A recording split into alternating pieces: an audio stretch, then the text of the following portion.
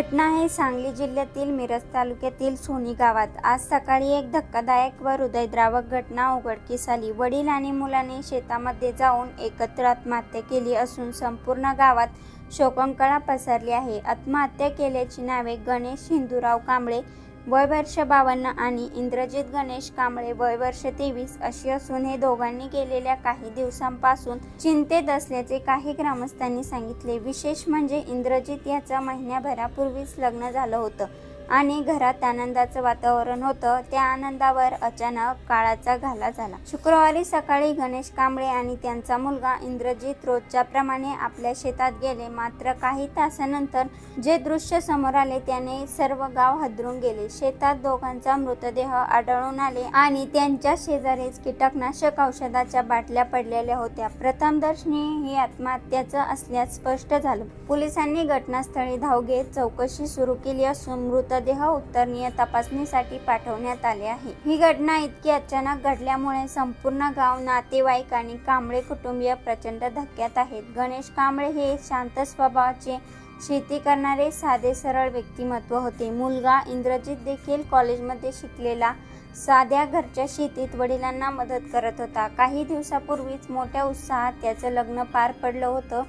त्याची पत्नी नुकतीच माहेरून परत आली होती। घरात आनंदाचं वातावरण असताना अचानक असं टोकाचं पाऊल उचलल्याने सगळे सुन्न झाले आहे। इंद्रजितच्या पत्नीवर ह्या घटनेने दुःखाचा डोंगर कोसळला आहे। 1 महिन्याच्या आत तिने नवरा आणि सासऱ्याला गमावलं।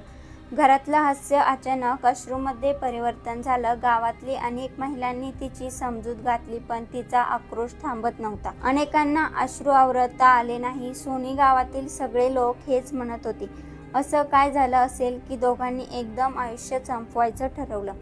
या घटनेमागचं नेमकं कारण अजूनही स्पष्ट झालेलं नाही। गावकऱ्यांशी आणि नातेवाईकांशी बोलताना हे समजतं की कांबळे कुटुंबाला कोणतीही मोठी आर्थिक अडचण आली नव्हती। शेत जमीन होती, शेतीत राबणारे होते, नुकतंच लग्न झालं होतं, म्हणजेच घरात काहीतरी शौर्य होतं। मग काय झालं की त्यांनी एकदम असं टोकाचं पाऊल उचललं। काहींनी सांगितलं की हल्ली दोघेही काहीसे विचारमग्न दिसत होते। इंद्रजित लग्नानंतर जरा गप्प झाला होता, पण कोणी त्याला फारसं लक्ष दिलं नाही। काहीही शंकेने म्हटलं की कदाचित लग्नानंतर काही कौटुंबिक मतभेद झाले असतील, पण ही केवळ शंका आहे। पोलीस आता या सगळ्या शक्यतांचा तपास करत आहे। घटनेची माहिती मिळताच अधिकारी प्रनिल गिल्डा आणि मिरज ग्रामीण पोलीस निरीक्षक अजित सीद यांनी या घटनास्थळी भेट देऊन परिस्थितीचा आढावा घेतला। पोलिसांनी मृतदेह ताब्यात घेऊन पोस्टमॉर्टमसाठी पाठवले असून नातेवाईकांकडून जबाब नोंदवले जात आहे। पोलीस अधिकाऱ्यांनी सांगितले की घटना गंभीर आहे।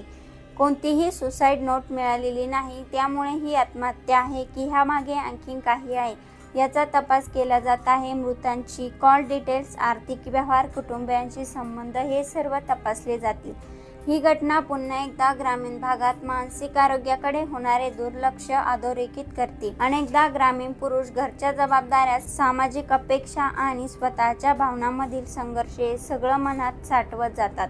बोलत नाहीत ना ते मदत घेतात, ना कोणी त्यांना समजून घेण्याचा प्रयत्न करतो। त्यातूनच काही वेळा हे टोकाचं पाऊल उचललं जातं। कांबळे वडील आणि मुलाच्या आत्महत्येच्या घटनेने समाजात अनेक प्रश्न निर्माण केले आहे। ज्या वयात मुलगा संसार सुरू करतो, आई वडिलांचा आधार बनतो, त्याच वयात इंद्रजितने वडिलांसोबत आयुष्य संपवलं। याला काय म्हणावं। आज सकाळी दोघेही अंत्यसंस्कार गावातच करण्यात आले। संपूर्ण गाव आणि परिसरातील नागरिक उपस्थित होते। अनेकांच्या डोळ्यातून अश्रू होते। शोकांकळा वातावरण, दोघांना अखेरचा निरोप देण्यात आला। गावकऱ्यांनी सांगितलं, गणेश भाऊ आणि इंद्रजित फार चांगले होते, कुणाचं वाईट न बोलणारे, काम करणारे। त्यांनी असं का केलं हे समजत नाही। ही घटना केवळ एका कुटुंबियाची नाही तर संपूर्ण समाजाला आत्मपरीक्षण करण्यास भाग पाडणारी आहे। ही घटना केवळ एक कुटुंबाची नाही तर संपूर्ण समाजाला आत्मपरीक्षण करण्यास भाग पाडणारी आहे। आताच गरज आहे की आपण अशा घटनांमागील खोल कारण शोधावीत, मानसिक आरोग्याबद्दल जागरूकता निर्माण करावी आणि गरज पडल्यास मदतीचा हात पुढे करावा।